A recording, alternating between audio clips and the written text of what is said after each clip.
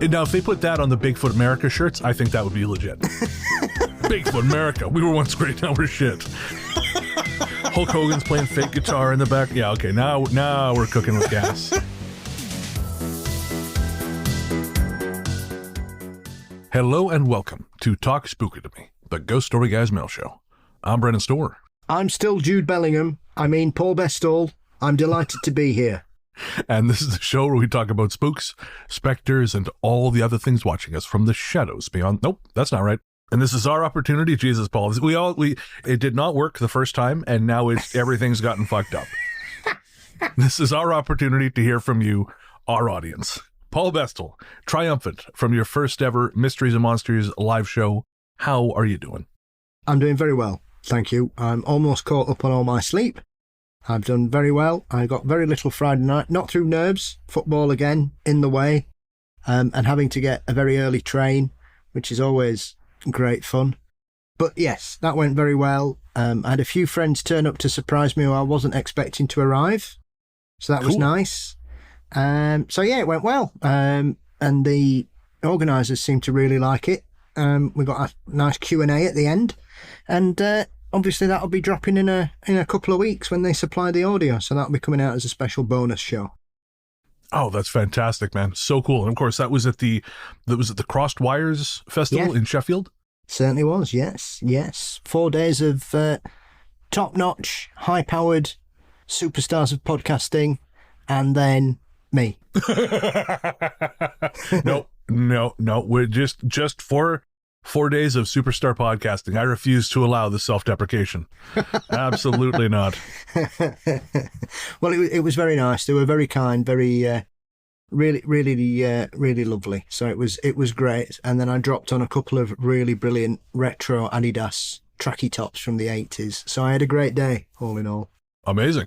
That is truly fantastic. Well, I'm so excited to hear that live show, man. When you were interviewing Dr. David Clark. Yes, we were. So we Stocksbridge bypass, bit of folklore, ghost bomber planes, crying boy photos, ufology, and a couple of other strange things.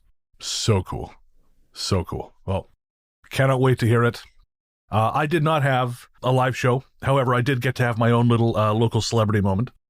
Of course, I'm in Victoria at the moment. I'm back here for next birthday. And so day before yesterday, I think it was, I went for a walk, picked up some blunts on the way home, and then I was smoking one on the way back. So obviously we don't smoke in the house, so I stopped a couple blocks away from my place to finish it in this little seating area. And as I was sitting there finishing my joint, I heard these little kids coming in a group up the sidewalk towards me. And I thought, well, I'm not going to sit here and smoke a fucking joint. Well, these kids are right there. They're little kids, right? We don't need to do this. So I hastily stub it out on the bench next to me, and then the kids start coming. And I'm glad I did, because as the kids are passing, I'm watching the woman at the head of the line, talk to them and keep them engaged and do a wonderful job of it. And then she looks over at me and goes, "Brennan, how are you?" She said, "It's Lauren." And of course, I know Lauren from her previous job, what feels like another lifetime ago. And she goes, "I listened to your show. It's nice to see you." And she calls to her friend, I think Brittany was her name. And she said, "Brittany, it's Brennan." And Brittany says, "We've listened to your show." And so Lauren says to the kids, "It's a local celeb moment," which I thought was very fun. Yeah. And of course, the kids, zero fucks, which is good. The last thing I want is someone that age knowing who I am or what we do, because I just feel like it would be having a detrimental effect on the youth at that point. Yeah, you should have just told him your name was Alfonso Davis, mate. I might have moved the needle about as much. I don't know. Maybe if I'd said my name was Bluey. Everybody loves Bluey. Everybody loves Bluey. But yeah, so that was a lot of fun. I had my own sort of cascading series of days where sleep was not happening. The night before I flew out here, I had to get up at, I want to say about 6, which for me may as well be the middle of the night. And so what did I do the night before? Well, I went to a double feature at the Review Cinema, including a 9:30 screening of Jesus Christ Vampire Hunter, which is this hilarious little shot on 16mm Canadian classic from 2001, shot in Ottawa. And I saw this thing on on DVD back in like 2004, I think. 2004 or 5 when I was living in Revelstoke. We used to have our own version of the Netflix rent by mail thing, which was called Zip.ca. Mm-hmm. So you would rent movies through the mail. You would pick your stuff online. You would have like a queue of what you wanted, and then they would just ship you whichever one came available next. And so I got to see Jesus Christ Vampire Hunter, and then other films by the same director, Lee DeMarbre, who was also at the screening. I got to see Harry Knuckles and the Pearl Necklace, Harry Knuckles and the Aztec Mummy. Just these little scene Canadian marvels that are they good? No, but they're a lot of fun. But of course, doing the late screening plus the Q&A afterwards, I got to bed so fucking late because there's a bunch of things I hadn't done before the flight that I had to do when I got back. And I also, I'm dealing with the tail end of a fly infestation, which we'll talk about a little bit more during the actual show. It's been a whole fucking thing. But so I had to go around killing a bunch of these things first too before I went to bed. That thing where the only thing you're dreaming about is being late. So you're waking up every 30 to 45 minutes to check the clock and then praying for death when you realize that you're not there yet and it still feels like you haven't slept at all. That was my Saturday night. Well, what we're saying here, folks, is we are deeply sleep deprived, but we are never too sleep deprived to do our favorite thing, which is read some listener mail. Our courteous and efficient staff is on call 24 hours a day to serve all your supernatural elimination needs. We're ready to believe you. Our first message comes from Jack River Runner on Patreon. Jack says, I meant to comment about this before when you mentioned falling asleep to weird podcasts, but as you mentioned it again today, as well as being rudely awoken by said weird podcasts. Have I got a tale for you? I often listen to old episodes of GSG. Imagine my absolute horror when I woke up in the middle of the night to Donald Pleasance portraying the spirit of dark and lonely water like the absolutely sinister mofo he was. I can't remember what episode you played it in, but oh my fucking God, I'll send you my dry cleaning bill. Yep, Jack, that's fair. That is fair. That is a singularly terrifying public service announcement. And folks, if you don't know what we're talking about, England in the what? Was that the 70s, Paul? Yes. England in the 70s had this series of truly terrifying public safety advertisements directed at children, which I guess just thought if we frighten them badly enough, they'll never leave the house, full stop. We need to bring them back because sadly this year, at the moment, due to the last 2 heat waves, I think we've had 26 young people drown in this country. Oh my God. Oof. So bring them back. Because there was 2 people who died round in Yorkshire, neither of who could swim, and just decided to jumped in. Jumped into lakes and drowned. So for me, bring them back. It's crazy. We've got another. Our next heat wave starts tomorrow, so I'm looking forward to that. It's one of those things. It needs to be brought back, I think. So I think we need to scare people. But one of the other things I've managed to do this week, obviously, to try and keep myself occupied and not sort of sit watching old YouTube videos of England games over the last 80 years. I got the first of Hammer's new series of documentary box sets that they've started releasing. Yes. And so I watched some of that. And so I learnt a trivial fact about Donald Pleasance. Would you like to hear it? I absolutely would. Witchfinder General. Okay, the fabulous Vincent Price film. Matthew Reeves did not want Vincent Price to play that role. He didn't want him. He wanted Donald Pleasance, and he was very annoyed that Donald Pleasance wasn't interested. No kid. I actually think Pleasance would have killed it in that role. Because I think you expect Vincent Price to be evil. You expect that of him, whereas Donald Pleasance, he's got such a grandfatherly kind of fatherly aspect to him. You don't expect him to be like that. Like I know when I saw him in that Australian horror film, Wake in Fright, it really fucked me up. It was not at all what you expect. Yeah, well, his most scary, I think for me, his most terrifying role is it 10 Rillington Place? Oh, I haven't seen it. Is it 10 Rillington Place? He plays it's a true story. I'm trying to think if he plays Christie, the serial killer, the acid bath murderer. Oh, I'm not sure. I'll look it up. He's not listed on the credits. Is that Dickie Attenborough? Yeah. What's the other one then? He plays a serial killer in it. And I'm trying to think what it is. Let me check. Hang on. Well, while Paul is checking that, I am going to encourage everyone to, if you're into horror films and you haven't seen it, Wake in Fright. I believe it's from 1978, directed by Ted Kotcheff, who would go on to make First Blood, which of course helped launch Sylvester Stallone's career. It was almost lost. As I understand it, the last print was found in a trash can, and it is harrowing stuff. Non-supernatural, just unpleasant. But it looks like you found it, Paul. Yeah, I've got my serial killers mixed up. He played Crippen. Oh, okay. Ironically, Dr. Crippen from the 60s. There we go. Donald Pleasant's also great in Deathline, the film where he's a detective finding cannibals in the London Underground. And Phenomena. Oh, was he in? I forgot he was in. I didn't care for Phenomena, so I forgot a lot about that film. Is it the crazy music? Yes. Yep. Yeah, it's a lot of it. It's a lot of it. It's one of the few Argento films from that period I just cannot be bothered with at all. I like the first half.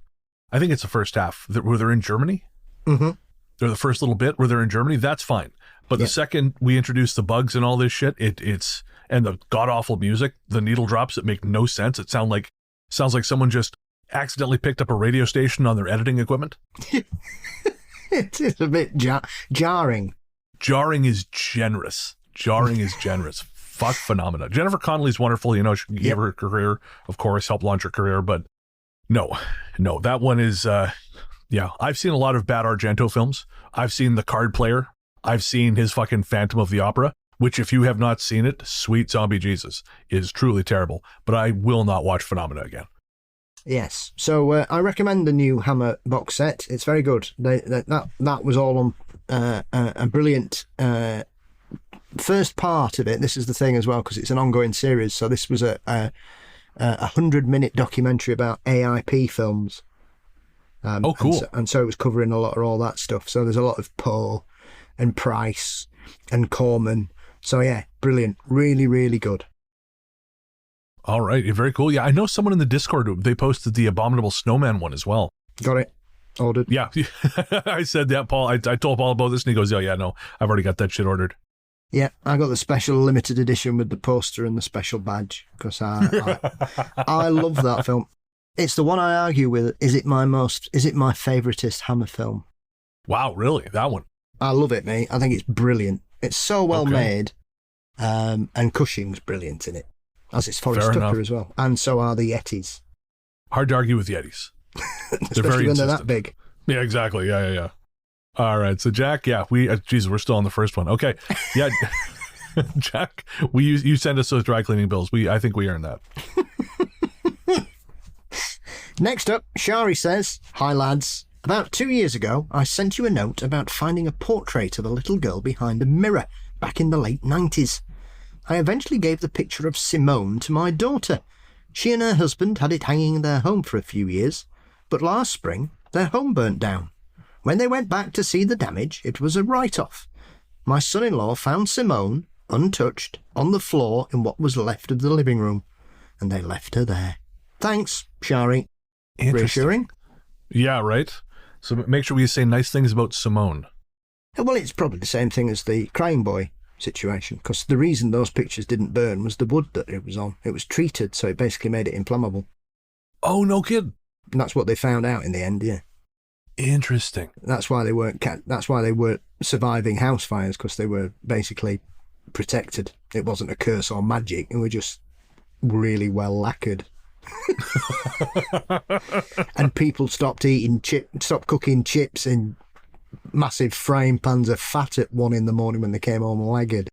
I still can't believe that was a thing. That constantly amazes me.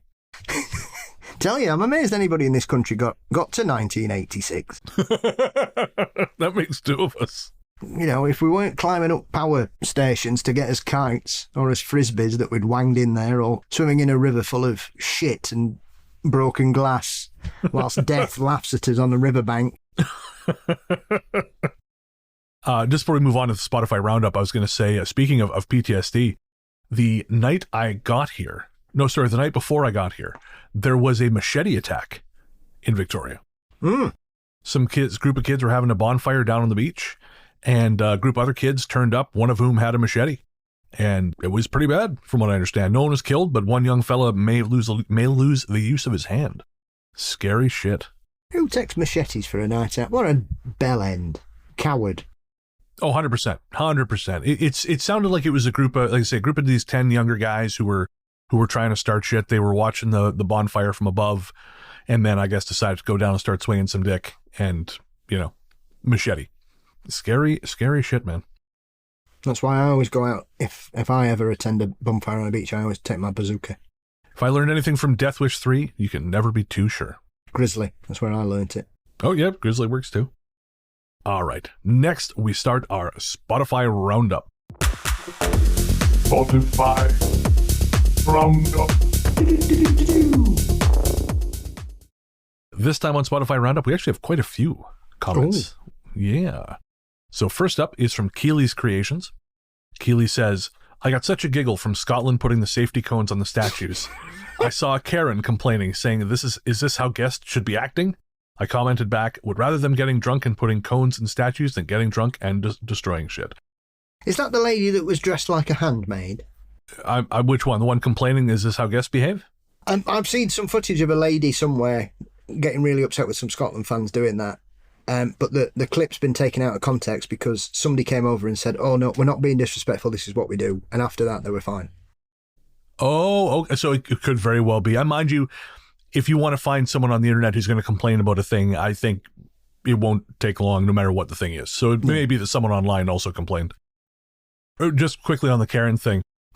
I remember, I think it was Boston Pizza, the restaurant chain. They were going to, a couple of years back, they were when the whole Karen thing entered real, wide usage, they said, we're going to have a special day every month where women named Karen, if your name is Karen, if you can present IDs, show your name is Karen, we'll give you a discount. Because Karens are having a hard time right now with all of this becoming a thing. And I thought it was fun. It's just a cute little fun thing to do. People came after them so hard because apparently Nuance is dead and buried at the bottom of the ocean. They came for them so hard they canceled the whole thing. Can you imagine sitting up from the coffin filled with bullshit from your homeland and going, I know what I'm going to do today. I'm going to stop someone from getting a discount on a really mid restaurant chain in Canada. That's what's going to make me smile for just a fraction of a second before misery again clouds my heart. Yes, a flutter of emotion instilled in my blackened, decayed, disease-ridden heart. I managed to ruin someone's fun, so today's a win. Woo, the fun police are here. Woo, woo, fuck off. So, but yes, Kels Keeley, that's brilliant. Next up, Teresa Odell says, I can't post a YouTube link, but please find These Are Daves I Know by Kids in the Hall. Every good Canadian can sing along. And absolutely, Teresa. I can't remember which episode that was on or to what conversation it pertained, but as a good Canadian, I know Kids in the Hall. These are the Daves I know. These are the Daves I know. Yeah, it's Kids in the Hall, famous Canadian sketch comedy troupe. Who were very popular in the 90s when I was growing up. My cousin used to babysit us sometimes when my mom was at work or going out at night, and she loved watching Kids in the Hall, so we always saw it. And I saw some stuff I think that was probably a little bit advanced beyond my years, but that's how I became the well-rounded degenerate that you see before you.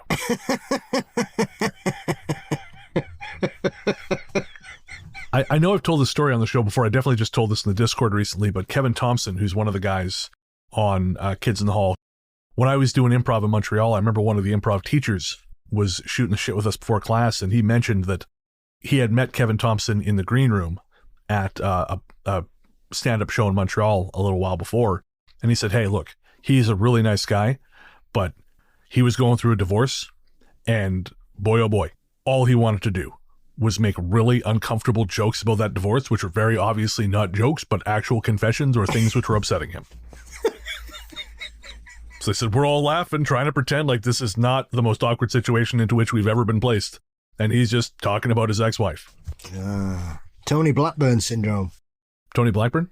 Yeah, he was a British radio, well, he still is he's a Radio 2 DJ now. He's like, his reputation has been repaired, but he famously had a breakdown on air when his wife left him and basically locked himself in the studio and played the same song for an hour.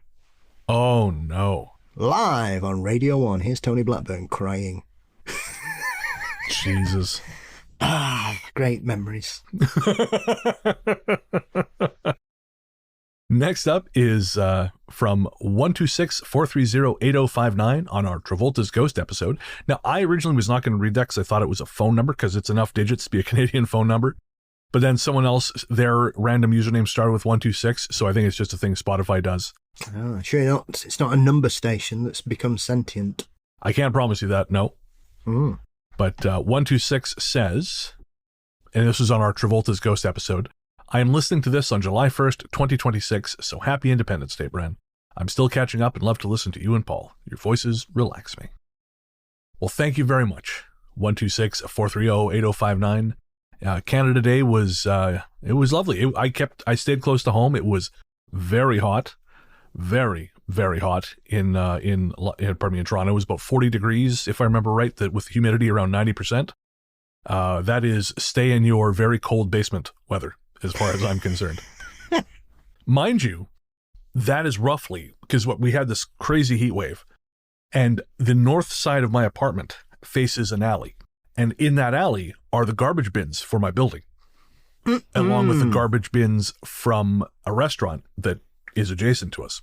So there's no smell that I've noticed. However, when the weather really, really got hot and wet, well, the things in the garbage bin obviously started to spoil much faster, which attracted a particular thing, which I am told is called a flesh fly. Mm. Yeah, they're particularly large, ugly-looking flies that are born and feed on rotting meat. They're quite often found if you see big fat flies around a dead body, they are flesh flies. They're called this because that is what they eat, rotting flesh. So now I can only assume it's the garbage bins next to my place. I don't think anyone in my building is dead. I'd assume I would smell it. But dude, my place was infested with these fucking things. I almost lost my goddamn mind. Thankfully, they don't bite. But I went to Home Hardware down the road. I bought an entire war chest full of fly strips, sticky paper, which is not, it looks so gross. It's such an unpleasant thing. But I had to do something. It was uninhabitable. I killed more than 60 of those fuckers in a single day. I bought one of those electrified tennis racket things. And I was just rolling around there like fucking Andre Agassi, just swatting these things out of the air, swearing at them. I sent you a picture. I'm covered in sweat. I've got my headset on so I can talk to Nick after she finished work or finished what she was doing. And so I'm listening to podcast on my headset, got the mic by my mouth. I've got the dust buster in one hand and I've got the electrified fly swatter in the other. And I'm just rampaging around my apartment like King Kong with biplanes buzzing him.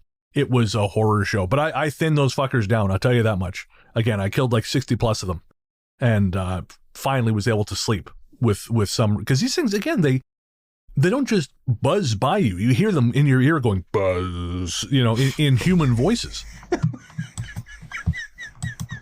Like I told Nick, if I go missing, it's the flies. I was worried they're going to take the swatter away from me, start hitting me with it. You'll be like the Grimm Brothers story. Which one's that? The Brave Little Tailor. I don't know that one. He's a tailor, and he gets really annoyed by some flies trying to eat his sandwich, I think. And so he gets a bit of cloth and he kills them. And he kills 7 with one blow. And he's so impressed with himself, he makes a little badge that says 7 with 1 swipe or something. And he ends up in a situation where he meets a giant, I think. And basically the giant becomes afraid because of this message that he's got. And he believes that this tailor must be extremely brave and a strong warrior. And so doesn't kill him. Sure, it's been a while since I've read it, but that's what I always think. 7 with 1 swipe. That's it. That ended better than I thought it would, considering it's a Grimm's fairy tale. I sort of thought the giant was going to swat him so he knows what it's like. But... which I kind of felt like, man. I kind of felt like I don't like killing things. I just don't. It just is anathema to me. I don't like killing shit if I don't have to kill it, But, and so wandering around, knocking these things out of the air, and they're big enough you feel them when you hit it, for Christ's sakes. Yeah. Yeah, down to the ground, thud. They actually say thud. Then hoovering them up where they're still alive in the vacuum, which is its own special kind of nightmare. There's this, Zod's in there just desperately trying to get out. this thing is full. It is more fly than it is vacuum. So I go take it out to the trash to dump it. And it's like the scene in Ghostbusters when the trap explodes. Just, woo, a million fucking flies buzzing out. That was my Canada Day. Yeah. Well, you've got to be swift with them because they don't lay eggs, they lay maggots. Yes. That's and that's it. Like, I don't have any rotting garbage anywhere in my apartment. I have a very clean apartment. I'm a clean person. So again, I can only assume it's happening next door with the where the garbage is. But the body. Well, yeah. What's funny, when I figured out what they were called, that they were called flesh flies, I looked this up on Reddit. What are other people doing to get rid of these things? And the first one was, hey guys, I found these flies. My building's starting the guy next door's apartment's starting to smell, and these flies are turning up. Anyone have any thoughts as to why? Well, yeah, it turned out to be a dead body. Thought, cool beans. Yeah, wait, learn some basic forensics.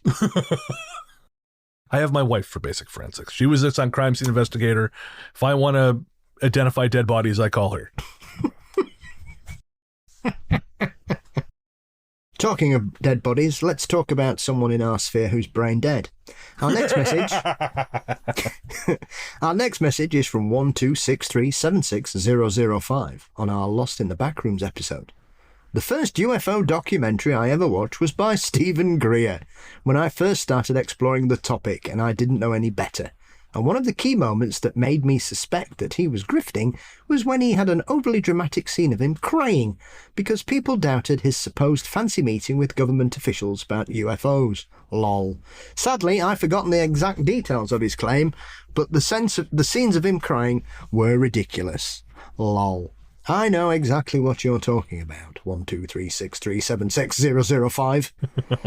And it's a very famous scene. I can't remember the name of the documentary, but he starts crying when he's going, and Bill Clinton was there in the White House talking to Bill Clinton about aliens. Fuck off. Only £5,000, you can come and watch me pretend I'm calling UFOs from the sky in Florida. Join me. What have you got to lose apart from money? Self-respect. It's like, that reminds me of Jordan Peterson, Who? Well, God, I wish I had the luxury. Well, I guess at this point it's basically who, but I wish I had the luxury of that in the last 5 years. But every time just crying like the big soft baby he is while he talks about strength. What a snowflake. Oh, I got no time for that shit, man. It's always the weak little bitches who will talk about strength and fetishize. Like, you gotta be a man, you gotta be brutal, what? Dude, you couldn't brutalize a buffet. Like, get fucked. Get out of here. This is nonsense. You said a good thing once when you said clean up your room. And unfortunately, you kept talking, and we should have just fired you into the sun. I'm embarrassed to say you're Canadian. Drives me nuts. People are like, well, he says some good stuff too. Like, no, he said a good thing. He said, take responsibility for yourself, for your decisions, for your actions. Yep, that's right. That's true. Everything else is bullshit. Lock him in a room with Richard Dawkins. See who eats each other first. Oh, can we put Joe Rogan in there too? Joe would probably eat them both. Okay, that's fair. We'll put Joe in there with some books. We'll see. He'll be so afraid. We'll just start piling the books up and like hemming him into a corner. I know we've got some folks who listen who've defended Joe Rogan in the past, and I've started listening to a show called The No Rogan Experience, KNOW. And it's hosted by these two guys. I've heard them on other shows. Michael Marshall, he's British. He's part of the Skeptical Society over there. I think he's the editor of Skeptic Magazine. And Cecil Cicerillo, who also hosts Cognitive Dissonance. And basically, they've done, I think, 3 seasons so far, where they will listen to, as many Rogan episodes as they can, but they'll pick an episode, go through the person's claims and kind of break it down and play the clips and then talk about what this person is saying, whether it's legitimate, whether it's, it's true, what they think of what he's saying. And there are some episodes from 2020, 21 where Joe is saying some stuff. And I'm like, yeah, no, you sound like a reasonable person. I agree with you. I actually agree with you. You've said some things which are rational, some really healthy stuff about masculinity. And I when I hear that stuff, I think, okay, I understand why people gave a shit about this guy at one point. I saw him in person. I think I've told you this back in 2016, and I got my measure of the man, which I think he was a big baby, but that's fine. I'm a big baby too. So, you can be a big bitch baby and still have something worth hearing. Mm-hmm. But, man, some of the grifters he has on there, and especially now the last 4 or 5 years, they'll just say whatever the fuck. And it just goes, oh yeah, that's interesting. That's it. No, it's just nonsense. It's just nonsense. And it's staggering that there are people just uncritically vacuuming this crap up. It worries me. Next up is from Omen Sassy on our Poltergeists Will Tear Us Apart episode. This is our final item from the Spotify Roundup. Omen Sassy says, oh geez, Paul, I've commented before thinking your smoke ghost was a spiritual parasite, but maybe it was Art Bell. You were probably thinking about him and maybe he came for a visit. Well, I do listen to a lot of Art Bell shows to help me fall asleep. Not because I find them boring, but that's what I sleep to now. Such as the way that I've altered my brain through podcasts. So I always listen to. So it might well have been. I don't know. I mean, if anybody was going to turn up smoking, it'd be Art, wouldn't it? Makes sense to me. I'm really hoping it was Art. That'd be nice. I always want. Many a time he'd set himself on fire and stuff on show, smoking. Really? I know he'd given up by the end. He'd gone on to a vape, hadn't he, by the end? And he kept complaining about it. But there's numerous episodes back in the 90s where he'd like, as any smoker will tell you, we'd all done it. It'd stick to your lips and you'd move your hand and then burn your fingers on the end, or you'd put it in the wrong way and burn your lips. You know, the things you do as you're trying to kill yourself, you also set yourself on fire. So, you know, brilliant. That's going to do it for our Spotify Roundup. We're going to take a quick break for some ads. We'll be right back.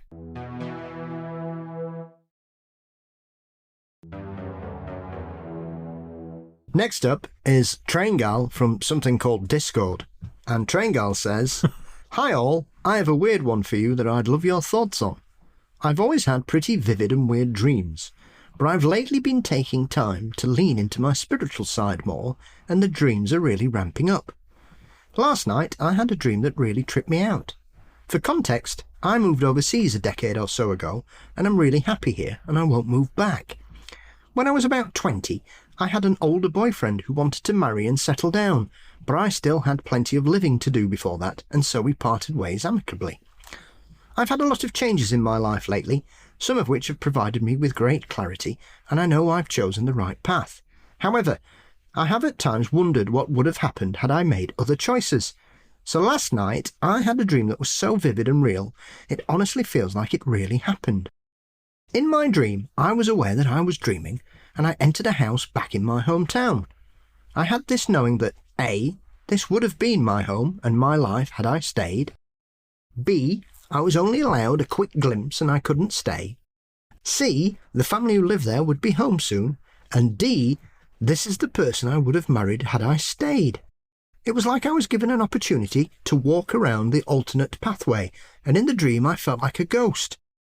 I.e., if anybody looked in the windows or the family returned home, they wouldn't have seen me. It was lovely, but I knew that life wasn't me. It's been a day now, and I cannot shake the emotions I felt, and I remember it as clear as day. So weird. I'm surprised when I speak to people who don't have thoughts like that, actually, because I've often postulated on what if on many sort of sliding doors moments in my lives, and I think it's something we don't really give much thought to, but I think sometimes if you take a step back when you sort of hit 50 and think, what if, it is remarkable how incredibly different people's lives can be if you make the different decisions at pivotal moments in your life. And I think sometimes some people just don't seem to comprehend that, I think, and I find that odd. So I understand exactly what the thought process and how that can stay with you after such a vivid dream, I think. Oh, sure, yeah. I mean, I am one of the kings of wondering what would it have been like if, you know, and I think it's because I've had to make difficult choices in order to kind of maintain my sanity. You know, I've had to leave situations which aren't bad, but are just no longer suited for me. And I've had people go, well, what's wrong with you? This is great. And I'm like, no, you're right, man. It's great. It's just not great for me. There's something pulling me elsewhere. I can't tell you what, I can't tell you why. And so definitely I've had that thought, you know, what would life be like? For example, if I never left Revelstoke, you know, I wonder sometimes, and I've had those dreams similar to you, Traingal. I've had the dream where, you know, I still live in the house next door to my mom. You know, I used to own that house. I sold it a few years ago. in the end, it's fruitless speculation because there is no version of you that lived those lives. But I know I always feel very heavy when I come out of those dreams. They don't happen very often anymore, but yeah. And I don't know, are we exploring a different reality, or is this just our brain establishing this elaborate playground for us to live through these moments and have the thoughts we need to have, or have the experiences we need to have to understand that, no, we made the right choice. When I was a kid, a friend gave me a Bruce Springsteen cassette. It was a dubbed copy of his Greatest Hits LP. And one of the songs I loved was The River. It's a young man talking about his youth. And in his youth, him and his wife were together, and they were both young and beautiful. And then she got pregnant. They had to get married. And as he puts, a union card and a wedding coat. And, always resonated with me as a kid. But there's a line in there. The actual line is a dream a lie if it don't come true? And because this is in the ages before you could look this stuff up, I thought it was, is a dream a life that don't come true? Again, it's not the right line, but I always wondered that, like, is that true? Is a dream a life? Can you dream a life that never happened? And I don't know. I mean, it sounds like Train Gal, you at least got a chance to have a peek. Yeah. I think it's one of those things that's quite synonymous with the Fortean as well, since A Christmas Carol, really, because that's the exact premise of it. What if? Of course. Yeah. Yeah. I went through a period, I go through periods where I worry about my health. It's hypochondria. I've had it since I was a little kid. I'd grown up around old people. I think I had a little bit of that Munchausen's by proxy, because my grandmother would constantly take me to the doctor, thinking there's nothing wrong with him. Yeah, exactly. Yeah. Look at him. What's wrong with this child? What's wrong with this fucking guy? But yeah, so she would constantly take me to my paternal grandmother would constantly take me to the doctor, and so I developed into a very nervous kid, right? And so I've kind of carried this through my life.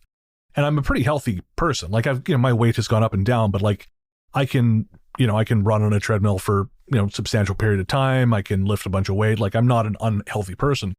But I go through periods where, especially if I'm bored, I will start inventing problems. My brain will start like coming up with mystery illnesses that I'm certain I've had.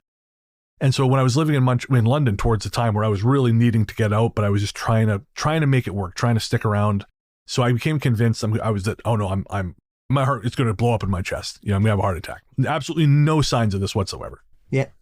Totally fine. But, and again, like zero indications of anything wrong aside from my rotting brain. But I had a dream where I fell asleep on the couch, and in the dream, someone shook me awake and said, hey, come on, we have to go. And I was like, what do you mean? It's like, you had a heart attack in your sleep. We have to go. It's time. Let's go. And so and in the dream, I was like, oh, okay. And I got up, so I died. Yeah, and it was almost like having that experience in the dream was enough to put that to sleep. I didn't have that concern anymore. It was like my brain had to put me through it to let go of the anxiety. Good times. Self-care. I guess so. Yeah. I have annoyingly literal dreams where my brain will just go, hey, here's a lesson. Will you fucking learn it and shut up? Get with the program, Poindexter. Yeah, exactly. So yeah, Train Gal, I'm envious of you having the dream, and I'm glad that for you it actually reaffirmed that you had made the right choices. Mm-hmm. And I think it's very cool that you made those choices and that you have found a life that you want to live. I think that's a thing not a lot of people get to do. Not get to do. A lot of people don't make those choices because it means making hard choices sometimes. Choices that. Yeah, it's frightening. And the people around you don't always understand why you're making those choices. Sometimes you don't, but it's the right thing to do for you. Next up is, and also I heard that from something called Discord, you fucker. You too can get access to whatever this Discord thing is by signing up at patreon.com/ghoststoryguys. Paul can't. He's blocked from it by a terrible wish imparted by a dying giant. Yeah, Harry Kane's told me I can't use it. There you go. Harry Brown, Michael Caine, I don't know. Whatever he said, he can't use it. All right. Next up is from Amanda. Amanda says, been around since the beginning. And with all the years listening, all the impulses to write in, it was the goose story that got me. Attached is a video of our own run-in with some geese here in Vegas, of all places. Gives me a chuckle every time we think of it, so I thought I'd share the laughs. Love the show, guys. I appreciate you two keeping me going through the long, boring hours at work. Got me through some rough times and some good ones, too. Getting caught back up after maternity leave, finally. I'm almost there. Amanda. And Amanda, that's wonderful. Thank you so much. I recognize your name, of course. Yeah, I've got this video here up in the script so Paul and I can watch it. I've actually seen it, but I'm going to watch it again because it amused me so. I've been chuckling today as well, Brennan, because one of my many emails that I'm subscribed to is with the Australian Geographic. And today's email is a special about the powerful owl. Amazing. What did we learn about the powerful owl? The secret hunter of the suburbs, living in our cities, hidden in pockets of bushland and suburban tree canopies, is the powerful owl, one of Australia's largest predators. It's a very cute, fluffy-looking thing, but I won't like one trying to peck my eyes out, I have to say. Beautiful, yes. Yeah, like all the truly beautiful people I know, they're also extremely dangerous. Yes, they are sort of moving from the woods into suburban areas, so they're basically repopulating areas that they didn't traditionally live in. So they're sort of one of Australia's animals that's sort of moving towards the suburbs rather than away from them. So I had a brief look through and it's just full of amazing photos of them. They are incredibly beautiful creatures. And yes, Amanda, that is one. Yeah, I don't think we'll be able to share it, folks, but there's a video Amanda sent in where her friend is being menaced by geese because he has some food and they want it. And there are a worrying number of geese there. You do not fuck around with those things. It's like when we made the mistake of feeding the pigeons down at one of the piers in San Francisco. All of a sudden, you're just it's like a gang from West Side Story. They just surge around you, snapping their fingers and demanding bits of your bread.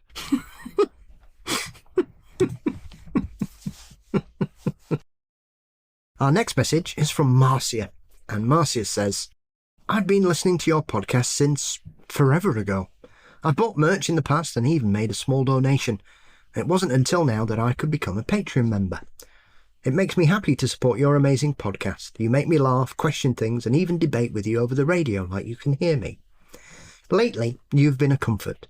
I lost my mum in 2023 to 2 strokes and a blood infection, my younger brother in 2025 to an overdose, and my father this past March to Parkinson's. My entire family is gone, and I'm tearing up writing this to you. I feel lost at times, like my identity is gone. It's been a hard struggle, but I get up every day and move because they would kick my arse if I didn't. I'm getting help through my grief, and my partner has been nothing but supportive, and we've moved into my folks' home in Lake Cowichan. I've sent you ghost stories before, but this email is simply to say I'm so happy to support you. Thank you for making people aware of mental health issues and that it's okay to not be okay. Just get help, talk to someone, because you're never alone. Keep up the great work. Marcia. Marcia, thank you so much. I cannot tell you how much we appreciate it and how honored and humbled we are to be able to be part of your something that makes you feel better. Provides even a small amount of comfort. Yes, thank you very much. Poignant. And the road of grief is long and winding, Marcia, but without wishing to sound like a cliche, keep talking and take every day as it comes. It will lessen. And you'll find yourself. You'll find that identity you're worried about. I know, of course, earlier this year we lost Mark Semler, who was a friend of the show. And we did not know Mark was passing until he was gone. Him and his partner Michelle had kept his illness to themselves. And I know after he passed, Michelle went through some very, very difficult times. It was just an entire deconstruction of everything the entire life that she had built with him. And 6 months on, we're not close, but we're connected on social media. And 6 months on, I see her picking those pieces up and starting to carve a new identity for herself. And it's beautiful to see. And so, Marcia, I have no doubt that you will be able to do the same.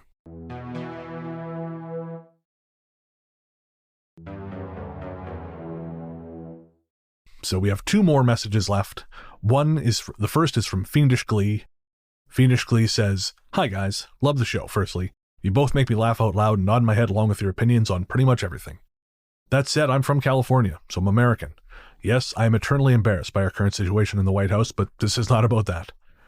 It is, however, about the fact there has been a slew of, and I say this with a complete and total eye roll, Bigfoot merch out there with the words America on it, or the large-footed biped with the American flag. May I just say, what the actual fuck, poor footy. My gob has indeed been smacked. I'd love to hear your thoughts. Thank you for all the awesome stories, the funny and the scary, the heartfelt mental health support, love, and just for you both being original and yourselves. Alexandria, a.k.a. Fiendish Clee. And I don't know, man, Bigfoot's got to get a better lawyer. He's America's most famous cryptid. I don't see the issue with it, me. Oh, okay, that's fair. That's fair. It's very progressive, I guess. There's plenty of... We do it here with Nessie. It's always like the Scottish flag when it's attached to Nessie. So it is what it is, you know. If people start selling, you know, the Beast of Gévaudan T-shirts with, ripping a peasant to bits with a French flag on it, then I think we might get a bit concerned here, you know. But the one difference I'll say with bits going, ah! Milkmaids in Bits. That's the episode title. Press a button on your shirt and it starts playing the French national anthem. The one thing I will say though is typically in Scotland when they've got Nessie on their shirt, it's not because there's a bunch of people trying to put bullets in her. I do feel like there is a large contingent of Bigfoot hunters in America who are literally hunting it as though it is Jean-Claude Van Damme in Hard Target. Well, we don't need to do it because we've got that faker who's claiming he's got a Bigfoot body that's trying to hawk that around America at the minute. And then you've got that nutter who's a dog trainer who's still going on with his enormous fake Bigfoot stuff. He's reappeared on the internet recently. So, yeah, I'd rather see Bigfoot on a shirt than listen to it with an American flag wrapped around his shoulders than listen to them two jerks. Now, you make a great point. And I do think there was a point, like, we're going to set aside all our critiques of imperialism here because this isn't that fucking show. But there was a point where when something was rah America, at least, here in Canada, we were kind of like, yeah, that's cool. I was listening to Rick Derringer's Real American, which you will know if you grew up in the 80s and watched wrestling. It was Hulk Hogan's entry music. I was listening to it recently because it's a banger track. And I was remembering when that was a cool thing to say in Canada, like, I'm a real American, fight for the rights of every man. And it's like, yeah, that's a thing I identify with the USA, is standing up for the little guy. Again, was it true? Not really. Again, this gets into a little more of the history of imperialism thing, which we're not going to do here on the show. But it wasn't totally true. But we felt like it was true. It felt good to say that. And I feel like I can imagine a time when Hulk Hogan is fake playing guitar in the video, which if you haven't seen, you must watch. And Bigfoot is there in the background. I could just imagine Bigfoot swirling that big old American flag around him like wings. And I can imagine feeling pride in that, even not being American. So and maybe this is a holdover from a better, sweeter time. Yeah. I was disappointed he didn't turn up in Seattle for one of the games, I have to say. I assume you mean Bigfoot, not Hulk Hogan. Yes. That would have been more impressive. Because he's dead. Brains, brother. I could just see Bigfoot just, popping by, catching a bit of soccer. You may have just thought he was a random Italian man in the stands. Well, he would have stood out because they didn't qualify, did they? So that would have been you'd have been rarer to see an Italian fan than Bigfoot at the World Cup this year. No, there is a famous video going around at the minute where there is somebody at a game in an Italy shirt and somebody's going, "What are you doing here, you wank?" He just turns around and goes, "I don't care, we've won this 4 times." Which is fair riposte, I feel. Yep, I respect that. That's good shit. We were once good, now we're shit. We can't even beat Bosnia.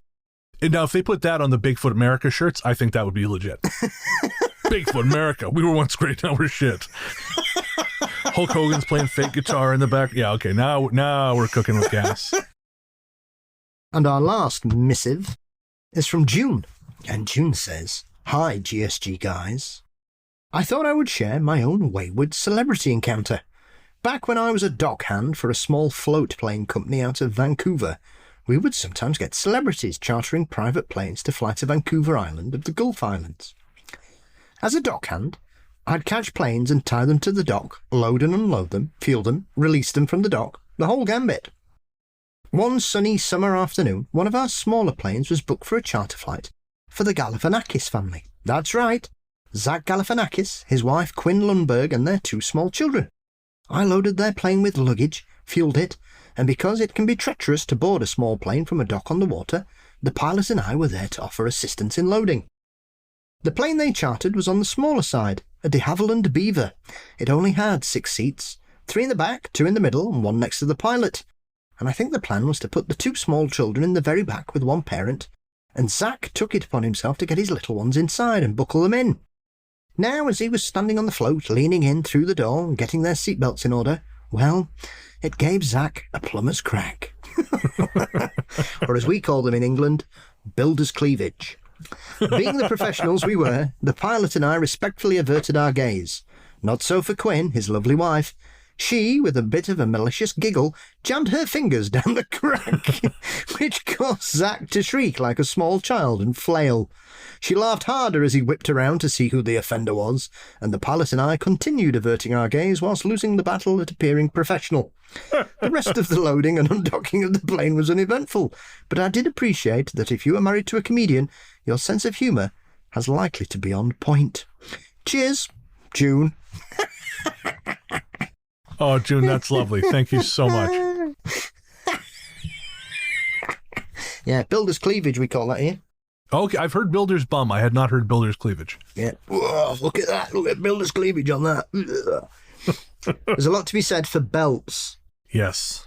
Very, especially in this country in summer. The amount of blokes that go out and don't wear belts, and wherever they sit, how they sit, it's out all the time. It makes me want to go around with sticks. Like walk around like Morrissey in the 80s with a bunch of gladioli just plopping them in these builders' busticles, and or walking around with belts for people. Always wear a belt, even if you're wearing shorts. Good God.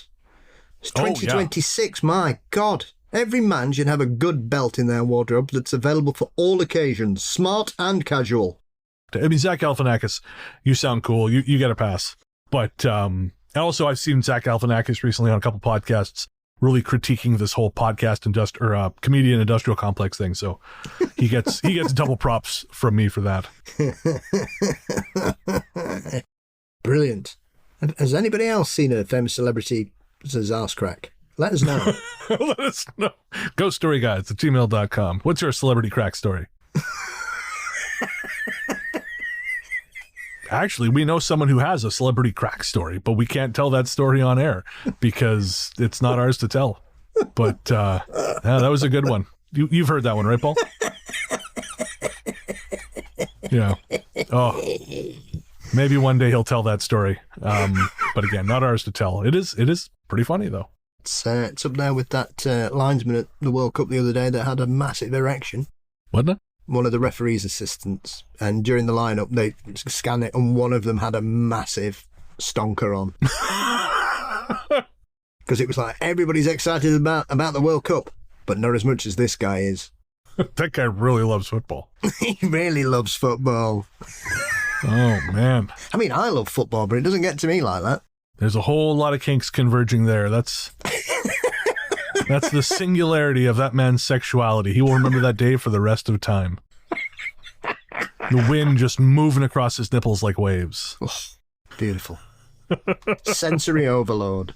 Yep, sensory overload. Speaking of not nipples, thankfully, or boners. Makes a change. But, hey, we got to break it up every now and again. Speaking of, briefly, of celebrity things, we had someone follow us on Instagram recently who I was a little bit like, oh, that's unexpected. And it was Jason Pargin, author of the series John Dies at the End. Oh, all right. Yeah, he followed us, and I was like, oh, that's weird. Yeah, right. That's exactly how I felt. Yeah. Like, I think the last time I kind of got a little bit giddy when someone followed us was Larry Fong. This is a cinematographer. Mm-hmm. That was like, oh, cool. But then, yeah, when Jason followed us, I was like, oh, shit. Have we done something wrong? Are you going to do a takedown video about us? Surely someone else has done something worse than we have. Authors and adult stars, we appeal to all aspects of the entertainment sphere. That's right. Comedians, authors, and adult stars. Yep, there's a Venn diagram. So to Jason Pargin, please don't take us down. I don't know what we would have done, but I love how that's my first assumption. What does he want? And what have we done wrong? Yeah. Oh, man. All right. Well, thank you so much, June, for sharing that story of Zach Galifianakis and his family. That's really sweet. I love that he's looking around trying to figure out who did it. Like, was it the fucking... Imagine what's going through his head. Did the pilot just stick his finger in my ass? Now known as Zach Crack. Zach Crack. The Zach Crack Attack. That can be the title of the show. Zach Crack Attack. Zach Crack Attack. And if you would like to send us your fun celebrity story or a spooky story, so a ghost story, something that's happened to you, if you have a question or comment, send it to ghoststoryguys@gmail.com. You can also fill out the website on our, you can also fill out the form on our website at ghoststoryguys.com. You can find us on Instagram as The Ghost Story Guys. We are on TikTok as Ghost Story Guys. We're also on Facebook as the Ghost Story Guys Cabin.